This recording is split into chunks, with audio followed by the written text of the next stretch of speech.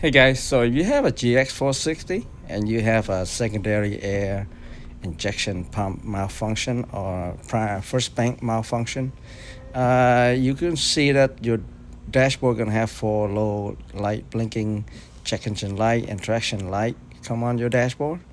So today I'm gonna show you how you guys are gonna fix the problem by using the bypass products by Hewitt technology. So I'm scanning here just to show you guys that my OBD scanner showing that the secondary air injection system pump stuck on bank 1.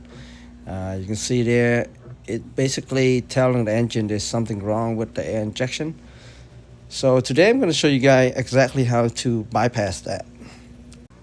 Okay, so basically you have to buy this device from Hewitt Technology.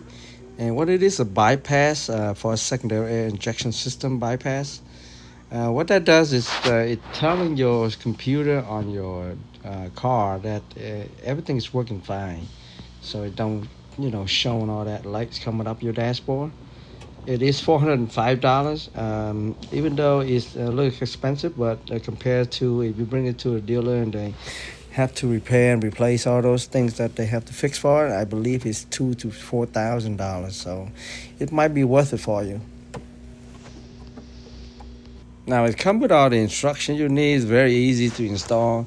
But in this video, I'm going to show you how to do it. First of all, you got to remove the engine cover and then remove the negative battery connection, and then remove this cover on the driver's side right here. So underneath this cover right here, it holds the factory air injection control driver, and you want to remove this cover. And once you remove this cover, you're gonna be see that the control driver is right underneath this, and it has two connection to it. There's the one that red and blue cable. That's what I'm trying to unplug here. And basically, you got to push in the pin to pull it out. It's a little difficult, so you got to push it in the pin real hard so it can pop out on the end, and then you can pull it out. So don't pull on the cable. You might damage the cable. So basically pull on the connection, okay? So once you pull this two out, you want to tape, electrical tape, the one with the red and blue connection. There's only two wire. So the red and blue wire. Now on my 2010 GX, it has a red and blue wire, so I don't know. On yours might be different. So you want to electrical tape this, and you want to keep it out of the way because you're not going to be using it anymore. So once you've done that, you're going to use a 10mm socket, and you're going to remove this air injection control driver here that bolt into the truck. So you remove this, and once you remove it, pull it out, and then you're going to use some screwdriver and remove the bracket from the air injection control driver. This is the factory one. So you're going to unscrew this. So once you've done that, and so the Hewitt technology package come with the new air injection control driver. So you want to use the nuts and bolts that they come with the package, and you want to basically install the same way. So yeah, you install the same way you remove it. So it's only two screw and two nuts here, and basically you want to bring it back to the same location and screw your bolts into the same location as you had done before.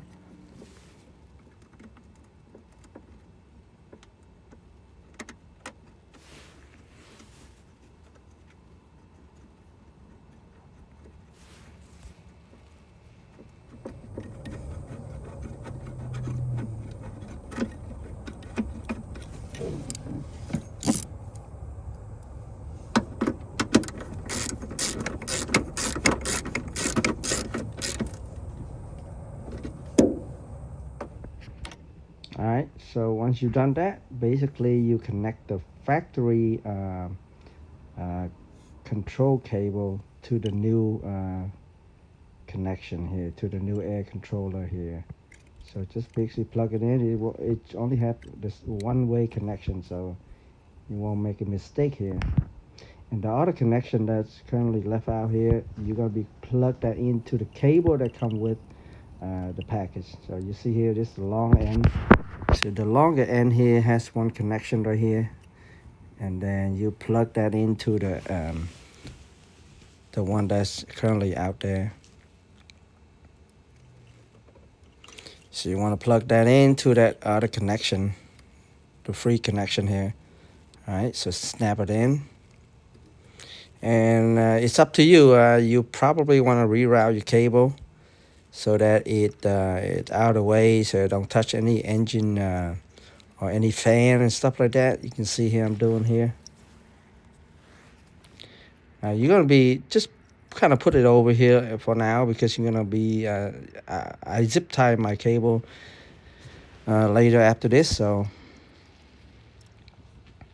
all right, so you can see here the first bank air connection injection is right here. So it's right here. It's by the driver's side, and you can see here it's by the oil fill cap, and it's right there. You can see it right there. So you want to push something, put that little pin in, and then pull it out. All right. Now you want to plug that the other connection from the cable, the male one to the female, to the factory, to the engine here. So there you go. Now the other one that empty, that free right now, I'm supposed to plug that into the one that I removed from the truck, but I didn't show you then. I'll show you after this, because I forgot to do that at first. Now the secondary air injection is right here. You can see here by the oil stick, by our dipstick right here. So it's right there. And then it's behind this little thing right here. So you can see that's the valve cable right there. Now the same thing, it's a little difficult, this one, because you don't have a lot of space to push in that clip to pull it out. So you can see later here, I'm going to be going from the other side here, and it took me a couple tries to do it. You got to push in that clip and pull it out. So after like 5 minutes of fooling around with this, I was struggling pulling this thing out right here, because that clip hold that connection really hard, really good. So you can see here I finally got that out. And then you plug in the other male connection to this one, to the secondary air injection pump.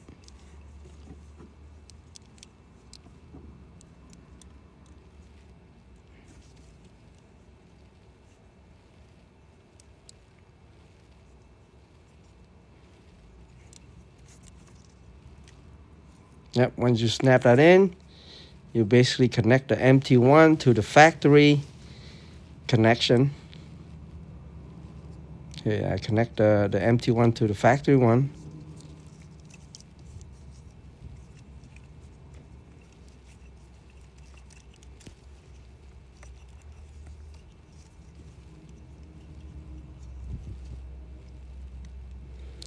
And then as you can see, earlier I forgot to connect the other one, so I went back here and connect the factory connection to the cable, the free cable one here.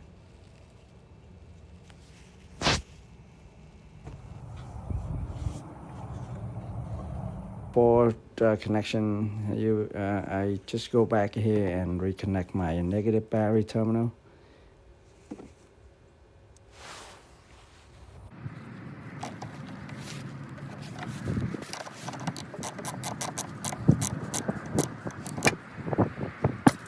So now I'm going back to the truck and start the truck for the first time. And for some reason, the first start, the truck start and then it cut off. However, once I do the second start, it start normally. It could be something happened, but as you can see here, all the lights are gone right now. And it resetting the system here.